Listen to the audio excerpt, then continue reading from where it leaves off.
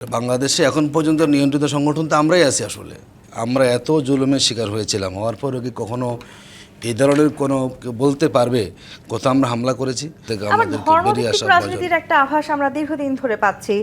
যে ঘটনার কথা আমি শুরুতেও বলছিলাম, একজন ব্যক্তিকে আসলে কিভাবে গাছে ঝুলিয়ে আগুন দেওয়া হয়েছে সেটি আমরা দেখেছি। সেই দৃশ্য কি আমাদের দেখার কথা ছিল? সেটি উত্তাপটা পার্শ্ববর্তী দেশ পর্যন্ত ছড়িয়েছে, হাইকমিশনে ছড়িয়েছে, বাংলাদেশের হাইকমিশনকে বন্ধ রাখা হয়েছে। দেখেন, এই জাতীয় ঘটনাগুলো আমরা বারবারই বলি, যখনই কোনো ঘটনা ঘটে প্রথম হচ্ছে এই ধরনের কার্যক্রমকে সমর্থন করার সুযোগ নেই। বাংলাদেশ স্বাধীন দেশ, আমাদের আইন আছে, আমাদের বিচার বিভাগ আছে। কোনো অবস্থাতে যদি অপরাধ করেও থাকে, তার অপরাধের বিচারের দায়ভারটা কোনো ব্যক্তি কিংবা গোষ্ঠীর উপর নেওয়া কখনো সমীচীন নয়। আমরা মনে করি আমাদের বিগত সময়ে অনেক ঘটনাগুলো ঘটেছে। তেমন হতে পারে কিছু মানুষের একটা অনাস্থা রয়েছে আমাদের বিচার বিভাগের প্রতি, কিছু মানুষের একটা আস্থার সংকট সেখানে রয়েছে, আমাদের সামাজিক ক্ষোভ রয়েছে।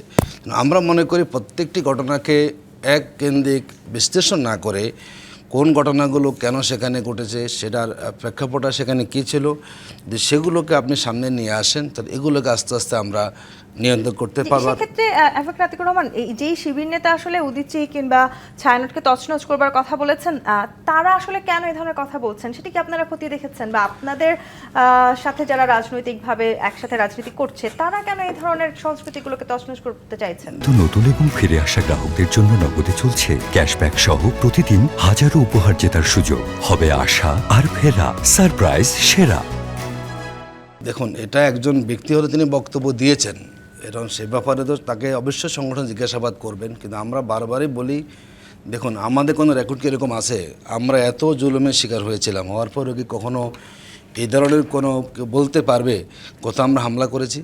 এখন আমরা বলি যে এখন অনেক বক্তব্য দিয়ে ফেলেন। আসলে এখন তো সবার কাছে মিডিয়া আছে, কাউকে তো আপনি নিয়ন্ত্রণ করতে পারেন না। কিন্তু যে বক্তব্য আমাদের সাথে চিন্তার সাথে যায় না, যেটাকে আমরা সমর্থন করি না, আমরা বলি না এই বক্তব্যের সাথে আমার দলগত কোনো আমরা একমত পোষণ করি না। আমরা নেতা কর্মীদেরকে নিয়ন্ত্রণ করা কি দলের দায়িত্ব নয়? নিয়ন্ত্রণ তো আমরা করে যাচ্ছি। আসলে বাংলাদেশে এখন পর্যন্ত নিয়ন্ত্রিত সংগঠন তো আমরাই আছি। আসলে এখন আপনি হাজার হাজার মানুষ এই দলের সাথে সম্পৃক্ত আছেন, কে কোথায় একটা বক্তব্য দিয়েছেন তা দিয়ে পুরো সংগঠন কিন্তু আপনি বিচার করতে পারেন না।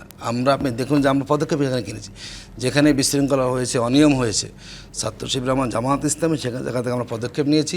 এবং আমরা মনে করি জামাত ইসলামী কোনো উগ্রবাদীকে আমরা সমর্থন করি না, কোনো মত প্রকাশের স্বাধীনতাকে আমরা হস্তক্ষেপ করতে চাই না, কোনো মিডিয়া হাউসে আগুন দিয়ে পোড়ানোকে আমরা সমর্থনের সুযোগ নেই।